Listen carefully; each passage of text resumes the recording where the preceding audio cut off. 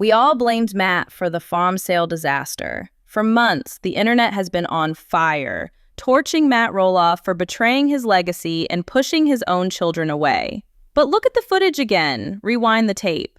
Who is sitting right next to him, wearing big dark sunglasses, silently nodding along while he destroys his relationship with his sons?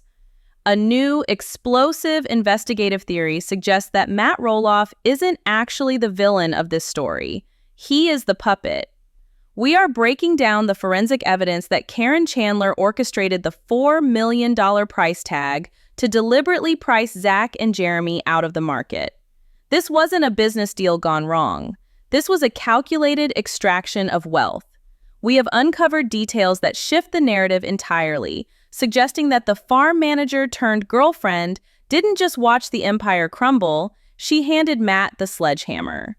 Before we expose the specific legal loopholes and the insider reports that are terrifying the Roloff legal team, we need you to join the investigation. If you think Zach and Jeremy were robbed of their birthright, hit that like button right now. It helps us get this truth out to more fans. And if you want to stay ahead of the Undue Influence lawsuit that experts are whispering might be coming, subscribe to the channel. You do not want to miss what we found. Let's get into the evidence. For years, the narrative has been simple. Matt is a narcissist who values money over family. While that might be partially true, it overlooks the most critical variable in the equation, Caryn Chandler. We need to talk about the foundational lie that has been sold to the audience for seasons.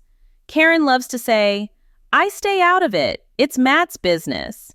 She repeats this mantra in confessionals, she says it at family gatherings, and she whispers it to the cameras. But that is the lie. That is the smokescreen. We have received reports and theories from longtime production insiders that paint a drastically different picture behind closed doors. The reality is that Matt has significant physical limitations. As he ages, his dependency on Caryn for daily logistics, mobility, and management has skyrocketed. This isn't just about love, it is about survival. The theory we are exploring today is that Caryn has weaponized this dependency. When you control the daily life of a vulnerable person, you control their perspective. Think about the casual lunch scene by the water. To the casual viewer, it looks like a couple venting. Matt is ranting about Amy attacking him. He is spiraling, paranoid, and angry. Now, watch Caryn. A partner who wanted peace would de-escalate. A partner who cared about the family legacy would say, "Matt, maybe you're overreacting. Think about the grandkids." Caryn does the opposite. She fuels the fire. She validates the delusion. She isn't playing peacemaker, she is firmly planting flags. By confirming Matt's distorted reality that everyone is against him, she isolates him. And once he is isolated, the only voice he trusts is hers. This leads us to the $4 million question, literally. Why was the farm priced so astronomically high? Market experts and local real estate agents in Oregon hinted at the time that the price was aggressive, perhaps even unrealistic for a property that required so much upkeep. But why? If Matt truly wanted his sons to take over, why set a price he knew they couldn't afford? The answer lies in the short-term rental pivot. This is the smoking gun. In the video updates, we learned that when the farm didn't sell, Matt pulled the listing to rent it out as a short-term vacation rental. This move screams Caryn Chandler. Think about the economics of it. If Matt sells to Zach or Jeremy, he gets a lump sum. Maybe he gives them a family discount. That lump sum is finite. Once it's spent, it's gone. But a short-term rental business? That is a cash cow. That generates monthly cash flow without losing the asset. Selling to the kids meant passing the torch and losing control. Keeping it as a rental ensures that there is an income stream forever, an income stream that Caryn, as the looming matriarch and manager, would directly benefit from. It is a business move that secures the girlfriend's future, not the father's legacy.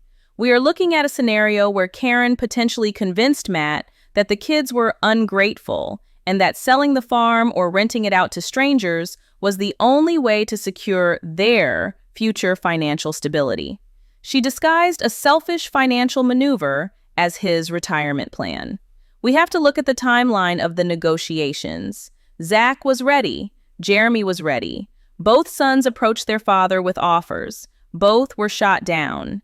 The narrative Matt spun was that they didn't want it bad enough, or they couldn't handle the work. But does that sound like Matt, or does that sound like Caryn? Caryn has no emotional attachment to the land. She didn't raise her children there. She didn't build the castle. She didn't plant the pumpkin patch. To her, Roloff Farms is not a home. It is a liquid asset. It is a portfolio item. When Zach sat down at that negotiations table, he wasn't just negotiating with his dad. He was negotiating with the shadow standing behind his dad. Insider theories suggest that the numbers Matt threw at his sons were numbers that had been pre-calculated to fail. They were designed to be rejected. Why? Because Plan B, the rental plan, was actually Plan A all along. The goal was never to let the kids have the farm. The goal was to retain the asset while absolving Matt of the guilt. By making the price impossible, they could say, well, we tried, but the boys just couldn't make it work. It's the perfect crime. Matt gets to keep the money and Caryn gets to keep the control. This brings us to a terrifying legal concept that estate lawyers are watching very closely: undue influence. In the legal world, undue influence happens when a person is able to persuade another's decisions due to the relationship between the two parties. In many cases, this involves a caregiver or a romantic partner manipulating a vulnerable person into transferring assets or changing a will. Now, we are not saying a crime has been committed, but look at the elements present here. You have an aging patriarch with clear medical vulnerabilities. You have a partner who manages his affairs and his schedule. You have a sudden, drastic change in the patriarch's long-standing intention to leave his estate to his children. And you have a financial outcome that disproportionately benefits the partner over the natural heirs. If Zach and Jeremy ever decided to challenge the trust or the estate planning, this video footage we are analyzing today would be Exhibit A. The betrayal goes deeper than just money. It's about the psychological manipulation of a father against his sons. In the background of these clips, we see the farm deteriorating. Matt is tired. You can see it in his eyes. He needs an exit. A logical father would pass the burden to the young, able-bodied sons who are begging to take over. Jeremy is handy. Zach knows the business. Instead, Matt listens to Caryn. Why would Matt choose strangers renting the house over his own grandchildren running the halls?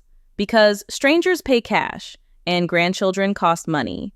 This shift in priority, from family legacy to cold, hard cash, marks the moment Caryn took full control of the ship.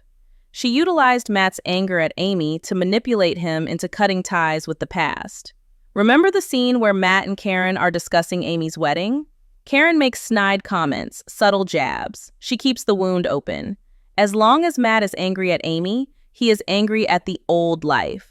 And if he destroys the old life, he destroys the farm that represents it. Let's dig deeper into the farm manager persona.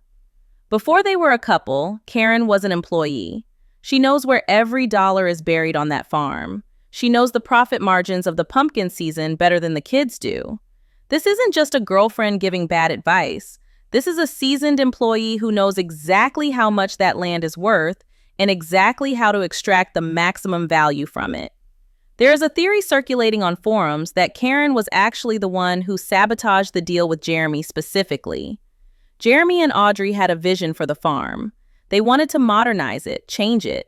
That threatened Matt's ego, sure, but it also threatened Caryn's position. If Jeremy takes over, Caryn is out. The farm manager is no longer needed. But if Matt keeps it and turns it into a rental, Caryn is more essential than ever. She becomes the property manager. She stays on the payroll. She stays in the loop. The short-term rental pivot wasn't a backup plan. It was a job security program for Caryn Chandler. Consider the new house project. Matt is building a massive new dream home. Who is designing it? Who is picking the finishes? Caryn. Where's the money coming from? The liquidation of the family legacy. The sale of the big house or the revenue from the rentals is directly funding the lifestyle that Caryn is curating. The sons see this. That is why the tension is so thick you could cut it with a knife. Zach isn't just mad about a price tag. He is mad because he sees that his father is being siphoned. He sees that the inheritance that was promised to him since he was a child is being converted into granite countertops for Caryn's new kitchen. We also need to address the victim card Caryn plays. In every interview, she acts as if she is the one suffering. "It's so hard to be in the middle," she says. "I just want everyone to get along." This is classic manipulation. By positioning herself as the victim of the family drama, she deflects suspicion. She makes Matt feel like he needs to protect her. "Oh, poor Caryn, the kids are being so mean to her." This galvanizes Matt against his sons. It makes him feel like choosing the kids is betraying Caryn. It is an emotional trap, and Matt walked right into it. Let's re-examine the footage of the auction, or rather, the lack thereof. There was talk of auctioning off items, of clearing out the barns. Matt was sentimental, struggling to let go of junk. Caryn was ruthless. "Get rid of it, sell it, trash it." She was stripping the farm of its history. To her, the mule, the old tractor, the props, they aren't memories. They are clutter that devalues the asset. This aggressive decluttering was symbolic. She was clearing out the Roloff DNA to prepare the property for the market. She was sanitizing the farm of its soul so it could be sold to the highest bidder without emotional baggage attached. And what about the silence from the other side? We hear a lot from Matt, but notice how quiet the legal discussions are? That is usually a sign that things are volatile. Sources suggest that Zach and Jeremy have essentially gone no contact regarding the business side of things because they realized they were no longer dealing with their father. They were dealing with a proxy. When they tried to appeal to Matt's heart, they hit Caryn's calculator. The Undue Influence scandal isn't just a fan theory. It is the subtext of the entire last season. Every glance, every nodded agreement, every time Caryn finishes Matt's sentences, it all points to a transfer of power. Matt thinks he is the king of the castle, making big moves.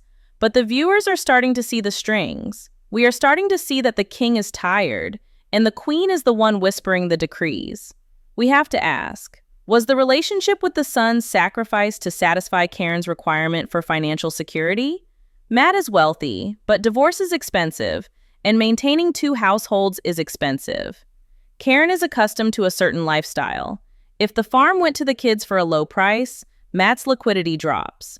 The cash flow theory supports the idea that Caryn needs the farm to generate monthly revenue to support their travel, their new build, and their retirement in Arizona. The kids getting the farm implies the end of the revenue stream. Caryn wasn't going to let that happen. There is also the Arizona factor. Matt and Caryn spend a huge amount of time in Arizona. They are disconnected from the day-to-day grind of Oregon mud and pumpkin rot. It's easy to look at the farm as just a number on a spreadsheet when you are sitting by a pool in Surprise, Arizona. Caryn has successfully pulled Matt away from the land physically, which made it easier to pull him away emotionally. The more time they spend away, the more the farm becomes just another asset to be managed, rather than a home to be cherished. This physical distance was the first step in the psychological distancing that allowed the undue influence to take root. As we move deeper into this investigation, we are going to look at the specific numbers, the timeline of the listing, and the fake buyers that some insiders claim were used to drive up the perceived value. But first, you have to accept the premise. Matt Roloff is not acting alone. He is under the influence. And the influence is wearing designer sunglasses and sitting right next to him. We need to talk about the ghost listing theory. This is one of the most disturbing aspects of our investigation. When Matt put the farm on the market for $4 million, the entire real estate world scratched their heads. It was overpriced. The housing market was cooling. Interest rates were climbing. Why would a savvy businessman like Matt Roloff, who has spent his entire life making deals, list his property at a number that was guaranteed to sit? The answer, according to new insider speculation, is that he never intended to sell it. Not to a stranger, and certainly not to his sons. The listing was a prop. It was a piece of theater designed by Caryn Chandler.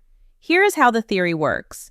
Caryn knows that if Matt simply refused to sell to the kids and immediately turned it into a rental, the public backlash would be nuclear. He would be the villain who chose Airbnb over his own blood. So, they hatched a plan. Step 1. Offer it to the kids at an impossible number. Step 2. List it publicly at an even more impossible number. Step 3. Wait.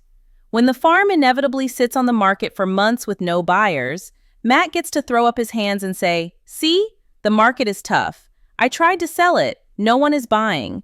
I have no choice but to pivot to short-term rentals to save the investment." Do you see the brilliance of the manipulation? It absolves him of the guilt. It makes the short-term rental pivot look like a desperate rescue mission rather than the calculated cash grab it was from day one. And who benefits from this strategy? Caryn. If the farm is sold, the money is a lump sum. If the farm sits and becomes a rental business, it requires management. It requires a manager. It cements her role in the center of the Roloff financial ecosystem for the next 20 years. The ghost listing wasn't about selling real estate. It was about selling a lie to the audience and to Zach and Jeremy. Let's zoom in on Zach. The heartbreak we saw on screen was not just about a rejected offer. It was about a shattered reality. Zach has spent his entire life working on that land, believing the North Farm promise. Sources close to the production have hinted that the meeting between Matt, Caryn, and Zach wasn't just a negotiation, it was an ambush. The theory goes that Zach walked in expecting a father-son chat about legacy, and instead, he walked into a corporate boardroom meeting led by Caryn. There are rumors that Caryn was the one interjecting with questions about equity and valuation every time Matt started to soften. Picture the scene. Matt looks at his son, his heart starts to waver. He wants to make it work. And then, from the side, a voice reminds him of the retirement numbers. A voice reminds him that we need to be practical. That voice is the wall between Zach and his inheritance. When Zach walked out of that room and said, "My dad is manipulating the narrative," he wasn't just talking about Matt. He was talking about the team. He realized that he wasn't negotiating with his father anymore. He was negotiating with a conglomerate consisting of Matt's ego and Caryn's ambition. We also have to analyze the NDA rumor. These persistent whispers in the comment sections and forums suggest that there were intense legal structures put in place before the boys could even see the full financials. Imagine asking your own son to sign a non-disclosure agreement just to talk about the family farm. This level of corporate sterility screams outside influence. Matt has always been a chaotic businessman, but he has never been this cold. This shift towards hyper-litigious, cold-blooded corporate structuring coincides perfectly with Caryn's rise to power. It's a strategy of alienation. If you make the hoop too small to jump through, the lions won't jump. Then you can blame the lions for being lazy. Now, look at Jeremy. Jeremy and Audrey had been preparing for this for years. They wrote down their goals, they saved their money, they essentially paused their lives waiting for the torch to be passed. When Jeremy's offer was rejected years prior, we were told it was just bad timing. But looking back through the lens of the undue influence theory, we see a pattern. Caryn was already in the picture. She was already managing the farm. If Jeremy takes over, he brings Audrey. Audrey is a strong personality. She has her own brand. She would want to run things her way. There is no room for a farm manager girlfriend in Audrey's version of Roloff Farms. The theory suggests that Caryn viewed Jeremy and Audrey as a direct threat to her employment and her status. If they took over, she would be obsolete. She is just Matt's girlfriend. But as long as Matt holds the deed, she is the first lady of the farm. She sabotaged the Jeremy deal not because the money wasn't right, but because the power dynamic wasn't right. She needed Matt to stay in control so she could stay in control. This is why the price kept moving. Every time the boys got close to the goalpost, Caryn and Matt moved it back 10 yards. Let's look at the Chris Merrick foil. This is a crucial piece of evidence. Look at how Chris interacts with the family. He marries Amy, he enters this chaotic dynamic, and what does he do? He stays neutral. He befriends Matt. He encourages Amy to let go of anger. He explicitly says he doesn't want to get involved in the property disputes. That is what a healthy partner does. Now compare that to Caryn. Caryn is in the meetings. Caryn is correcting Matt's sentences. Caryn is rolling her eyes when Amy speaks. Caryn is deeply financially and emotionally entrenched in the conflict. The contrast proves that Caryn's involvement is a choice. She isn't being dragged into it. She is inserting herself. She isn't a passive observer. She is an active combatant. We need to break down the financials of the fall. $4 million. Where did that number come from? Real estate appraisers in the area mocked it. It was valued as a commercial enterprise, but it's zoned in a complex way with conservation easements and agricultural restrictions. The theory is that Caryn pushed for a blue sky valuation, pricing the farm based on its potential fame and TV revenue rather than the dirt and lumber. But here's the catch. The TV show won't last forever. The fame value is a depreciating asset. Zach knows this. Jeremy knows this. They wanted to buy the land, not the brand. Caryn, however, is obsessed with the brand. She sees the farm as a theme park. This fundamental disconnect is why the deal died. The boys wanted a home. Caryn wanted a high-yield asset. She convinced Matt that the boys were trying to rip him off by paying market value for the land instead of paying a premium for the Roloff name. She poisoned the well by framing their reasonable offers as insults. After all you've done for them, Matt, they want to lowball you? You can hear her saying it. You can see Matt nodding, his ego bruised, his defenses going up. This leads us to the pumpkin season power play. Have you noticed how the vibe of the pumpkin festival has changed? It used to be a scrappy, family-run chaos. Now, it feels corporate. There are rumors that Caryn has taken over the hiring, the pricing, and the logistics entirely. The kids used to work the farm. Now they are treated like guests, or worse, liabilities. The theory is that Caryn systematically removed the family from the payroll to increase margins. Every dollar paid to Zach to greet fans is a dollar less in the profit pot. By professionalizing the staff, she removed the last reason for the kids to be there daily. She severed the daily connection, making the eventual sale breakup easier. It's harder to fire your son if you see him every morning. If you only see him on holidays, it's just business. And what about the debt narrative? Matt often complains about the cost of maintenance. It costs money to keep the lights on.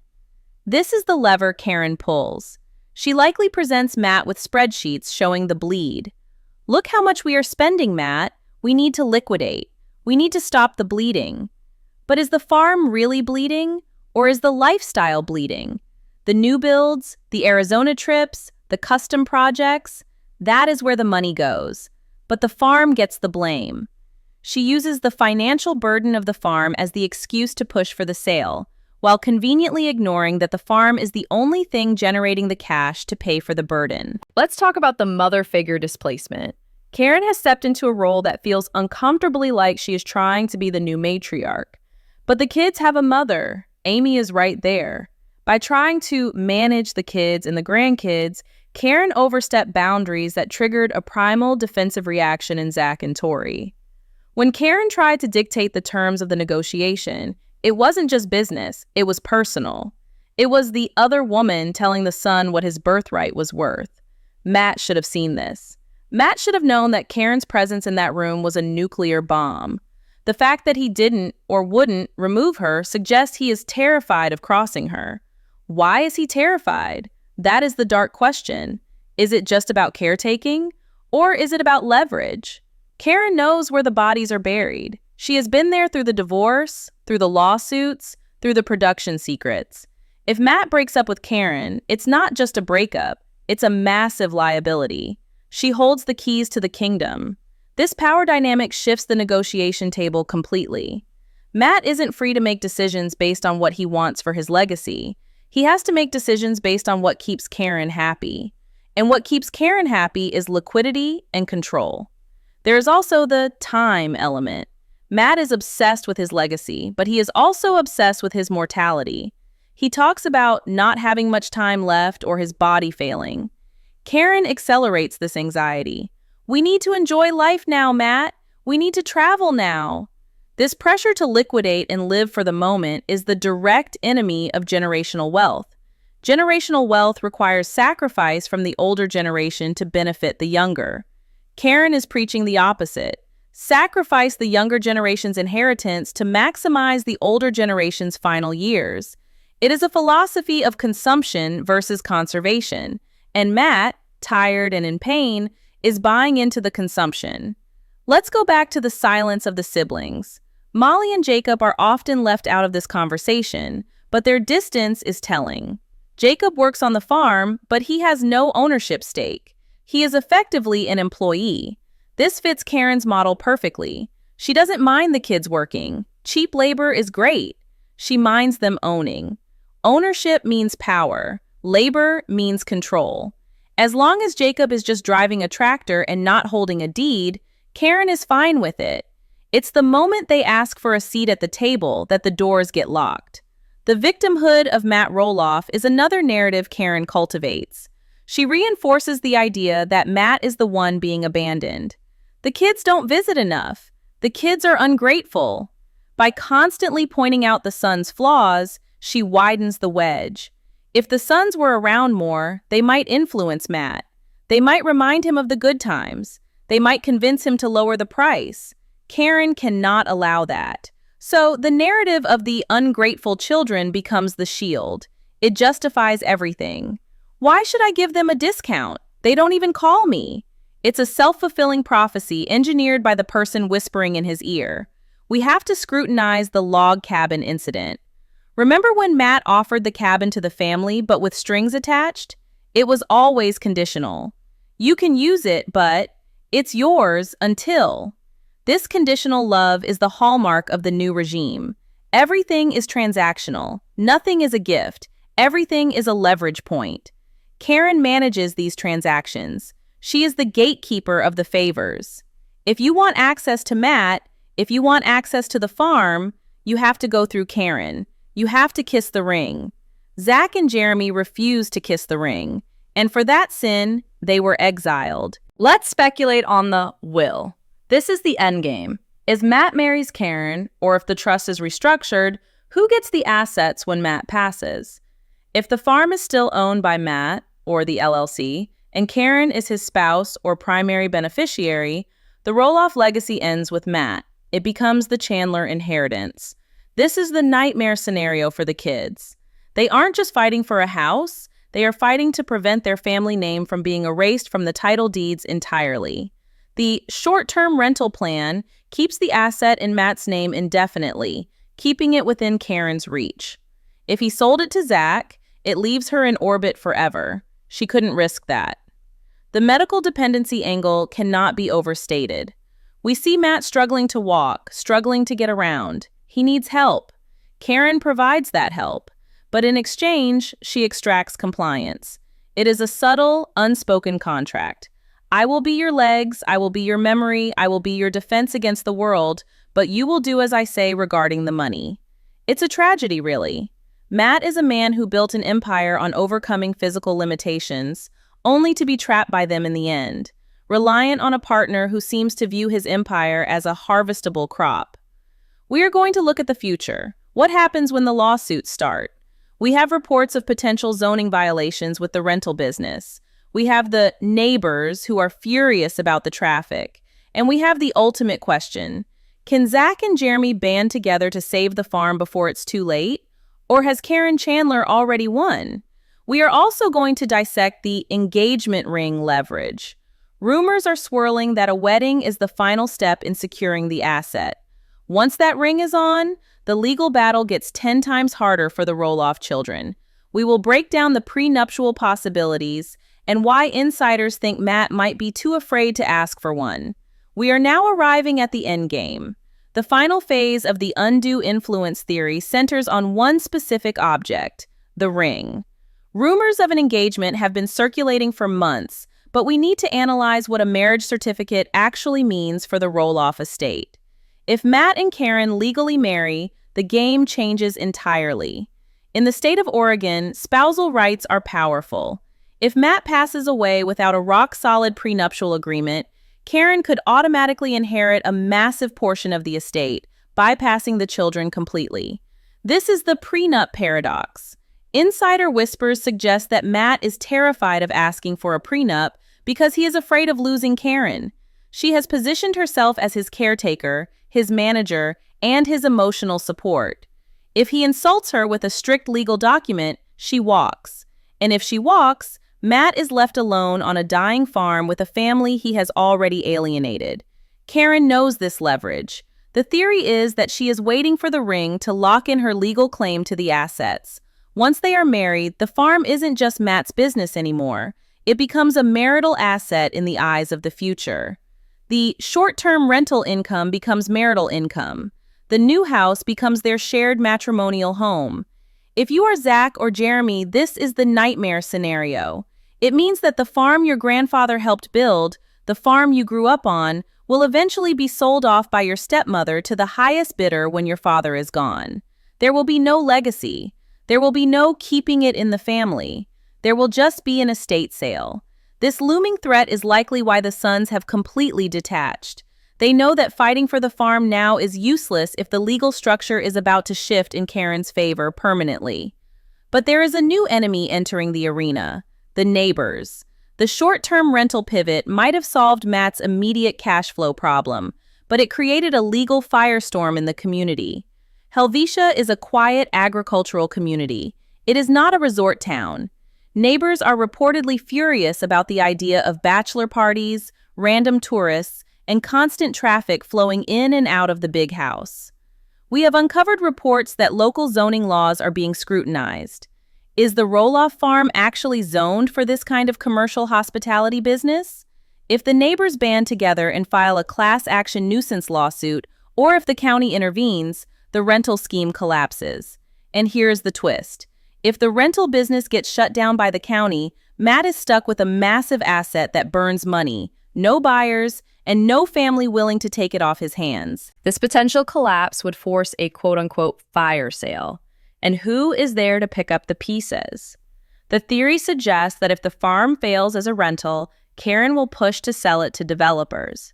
Developers don't care about the pumpkin patch. They don't care about the castle. They care about the acreage. They would bulldoze the memories to build a subdivision.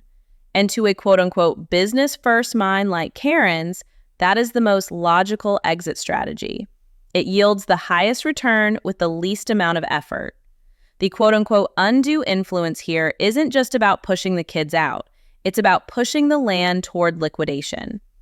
Let's look at the quote-unquote fake peace meetings we have seen recently. The seemingly cordial interactions at the pumpkin patch or the brief visits. Don't be fooled. PR experts analyze these moves as quote-unquote damage control. The show's ratings depend on family tension, but they also depend on likability. If Matt looks too much like a villain, the audience tunes out. Caryn knows this. She is likely orchestrating these brief, shallow photo ops to rehabilitate their image. Look, we let the grandkids visit. We aren't monsters. But notice the body language. The walls are up. Zach keeps his distance. The trust is gone. These aren't family reunions. They are ceasefire negotiations. We also need to talk about the quote-unquote lost generation. Jackson, Lila, Bodie, Ember. These children are the real victims of the scandal. We have footage of Jackson wanting to be on the farm, wanting to be with quote-unquote Chachi, but that relationship is being severed by the politics of the adults. Matt is trading the childhood memories of his grandchildren for a retirement account. Every weekend, the farm sits empty, waiting for a renter. It is a weekend the cousins aren't playing in the fort. The tragedy is that Matt has convinced himself he is doing this for them. I'm building a legacy of wealth, he might say. But kids don't want a trust fund in 20 years. They want a grandfather now. Caryn's influence has shifted Matt's focus from, quote, emotional legacy to, quote, financial legacy. She has convinced him that leaving them money is better than leaving them memories.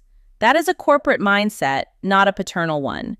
And it is the fundamental philosophical rot at the core of the farm sale. Is there any hope? Can Zach and Jeremy form an alliance? Fans have been begging for the brothers to pool their money and buy the farm together. It sounds like a movie ending, but in reality, the bridge is likely too burned. The price Matt set, the quote-unquote Caryn price, is still the barrier. Unless Matt has a sudden awakening, breaks free from the influence, and slashes the price by half, the boys cannot save the farm. And Caryn will never let him slash the price.